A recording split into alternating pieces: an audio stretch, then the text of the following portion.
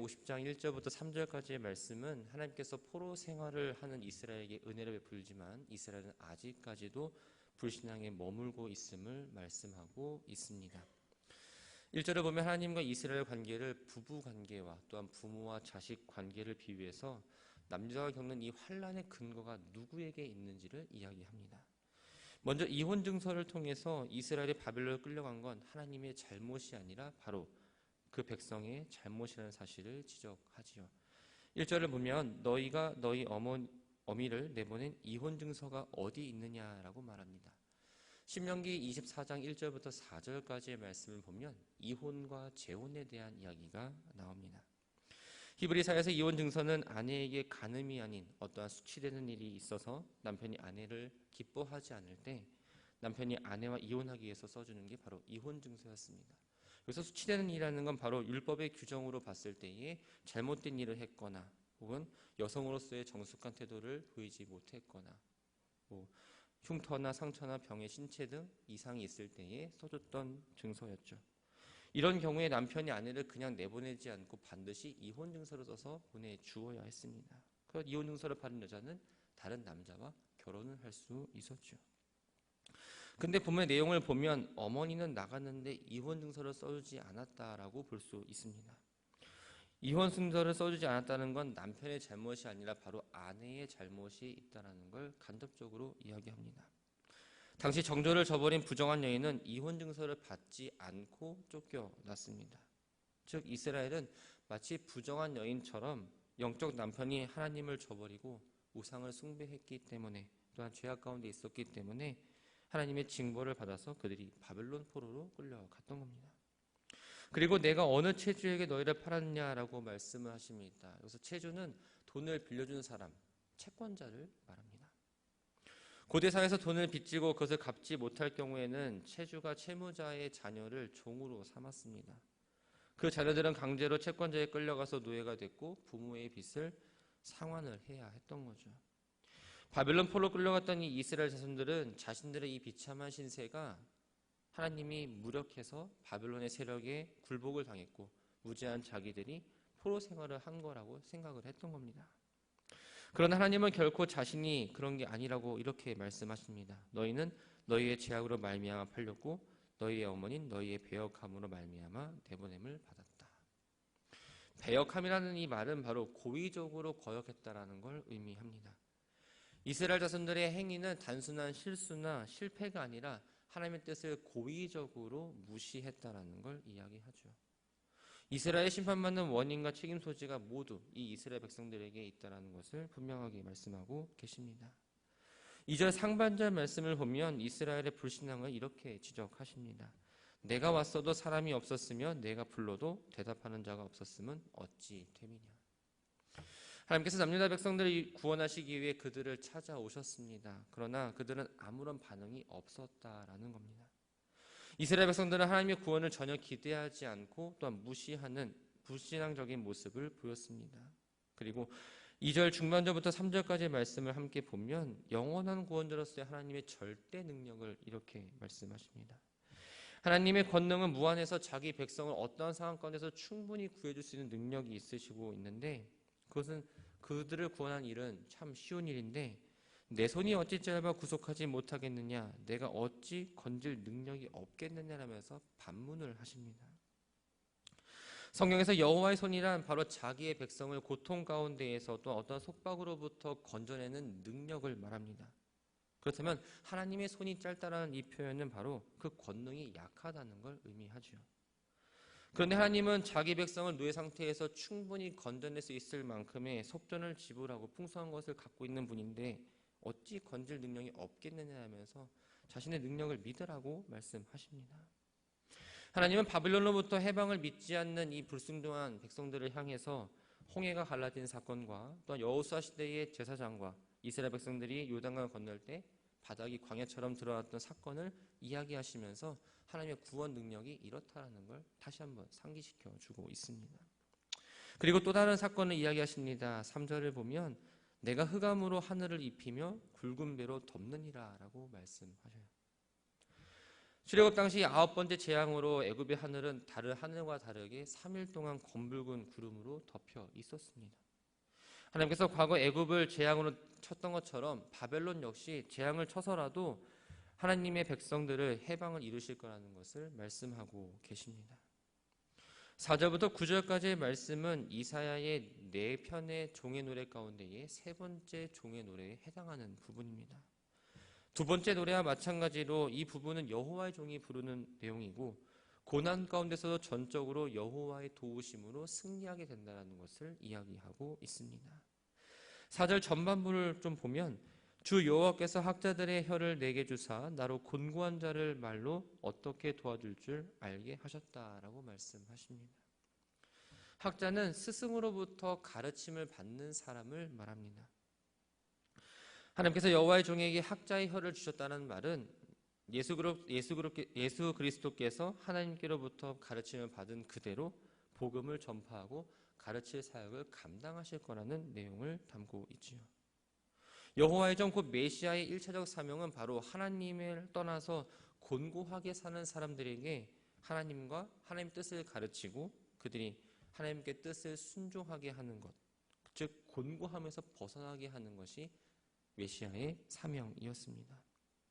이 말씀대로 예수 그리스도는 죄의 세력에 짓눌려 곤궁한 삶을 사는 사람들과 하나님과 하나님의 뜻을 가르치는 데에 전 생애를 다 바쳤죠.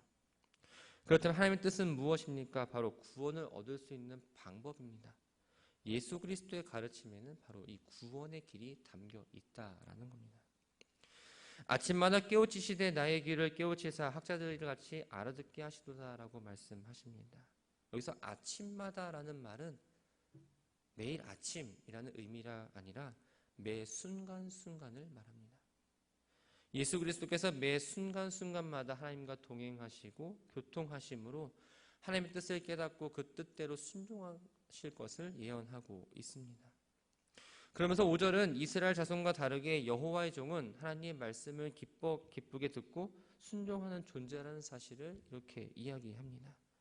주 여호와께서 나의 길을 여셨으므로 내가 거역하지라도 아니하면 뒤로 물러가지도 아니한다. 주 여호와께서 나의 귀를 여셨다라는 이 말은 48장 8절에 이스라엘 자손의 귀가 모두 열리지 않았다는 내용과 정반대의 내용입니다.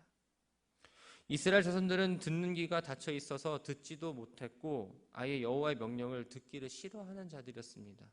그러나 여호와의 종은 하나님의 뜻을 완전히 받아들였다라는 겁니다.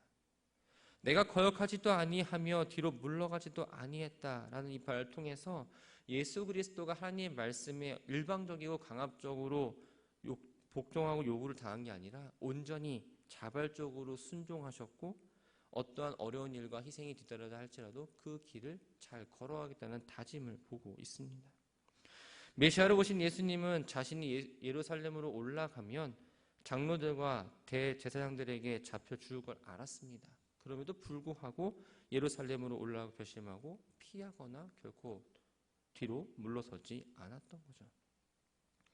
6절은 그리스도의 순종의 모습을 구체적으로 묘사합니다. 예수님이 하나님의 구원 계획을 성취하기 위해서 자기 백성인 이스라엘과 또한 로마 병사들과 관리들에게 고난당할 것을 예언하고 있습니다.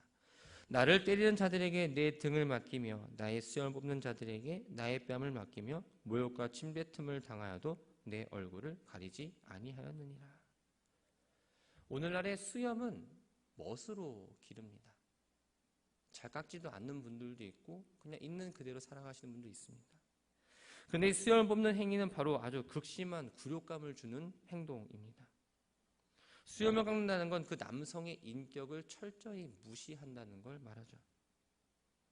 또 침뱉음을 당하는 일은 이 수염을 뽑는 일보다 더 드문 일이지만 더 굴욕적인 일입니다. 여호와의 종은 이 굴욕을 피하기 위해서 저항하거나 얼굴을 돌리지 않았습니다. 이런 고난을 받는 것이 바로 죄인들을 구원하기 위해서 필요했다는 일을 아셨기 때문에 그대로 감당하셨던 거죠. 이처럼 견디기 힘든 치욕과 고난 가운데서도 여호와의 종이 극복할 수 있었던 이 비결은 7절에 나와 있습니다. 주 여호와께서 나를 도우심으로 내가 부끄러워하지 아니하고 내 얼굴을 부싯돌같이 굳게 하였으므로 내가 수치를 당하지 아니할 줄 아노라. 자기의 종으로 세우신 하나님께서 자신을 돕는다라는 분명한 확신이 있었습니다. 또 하나님께서 여호와의 종이 하는 모든 행동이 옳다라는 사실에 확신을 주셨기 때문에 그 맡은 것들을 잘 감당할 수 있었던 겁니다. 예수 그리스도는 자신이 사람들로부터 수치를 당하고 있지만 그것이 죄로 인한 것이 아니라는 사실을 분명히 알았습니다. 하나님의 뜻을 따라 하나님께 택하신 자들의 영원한 수치를 벗기기 위해 수치를 당했고 하나님께서 자신을 의롭다 하실 거라는 분명한 확신이 있었습니다. 그래서 8절과 9절을 보면 자신과 자신을 대적하는 자들이 만약 하나님의 법정에 서게 된다면 하나님께서 자신을 의롭다 하심을 인정하고 아무도 자신을 정죄할 수 없다라는 것을 믿어 의심치 않았기 때문에 자신들의 대적을 향해서 하나님 법정으로 한번 나아보라고 이야기합니다. 하나님은 그리스도의 의로움을 대적들 앞에서 보여주셨습니다. 예수 그리스도를 죽은 자 가운데서 부활하심으로 그 약속을 지키셨죠. 죽음은 죄의 결과입니다. 그리스도께서 십자가에 죽으신 후에 계속 무덤에만 머물러 있었다면 그가 당한 수치와 모든 것들은 다 죄로 인해서 받았다라고 결론을 맺을 수 있었을 겁니다. 그러나 하나님께서는 예수를 다시 살려서 예수 그리스도의 그 의로움을 입증시켜 주셨습니다. 10절과 11절 말씀은 여호와를 경외할 것을 권면하면서 악인들을 향한 하나님의 심판을 경고하십니다. 10절에 보면 흑암 중에 행하여 빛이 없는 자라는 표현이 나옵니다. 세상의 일로 환난을 당해 소망을 잃어버리고 절망 가운데 있는 사람들을 말합니다.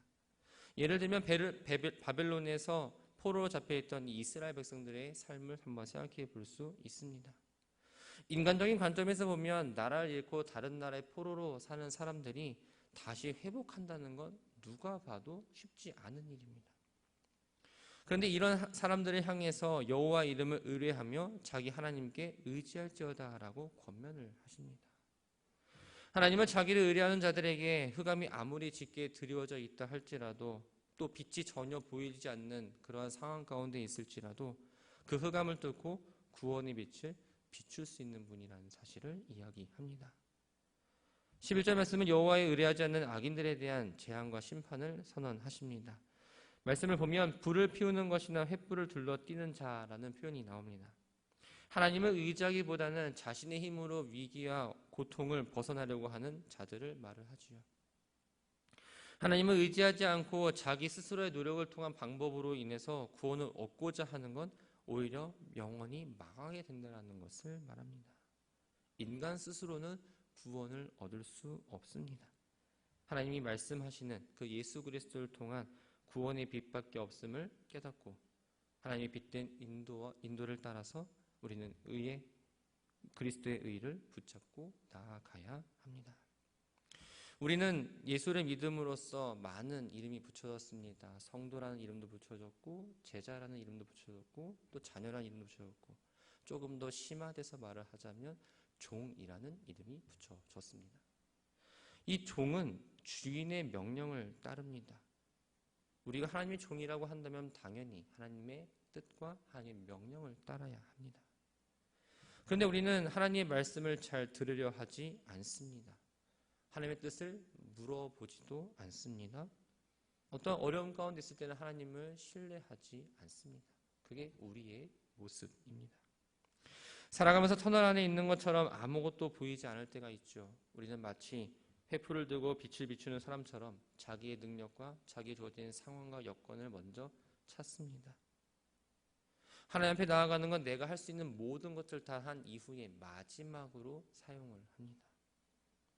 그러나 모든 것을 주관하시는 분은 하나님의 사신을 꼭 잊지 마시기 바랍니다. 때에 맞게 사람을 보내주시고 때에 맞게 그 일을 해결할 수 있는 환경과 모든 것들을 만들어주시는 분은 바로 하나님입니다.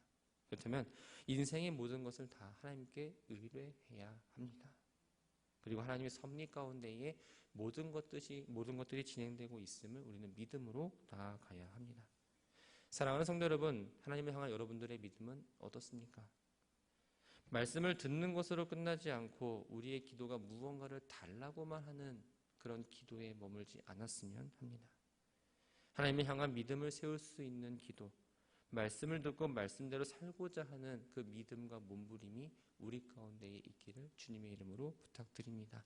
하나님의 사랑과 능력을 의심하지 마시고 하나님만을 의지하면서 주어진 길을 잘 걸어가는 오늘의 한 날이 되기를 주님의 이름으로 부탁드립니다.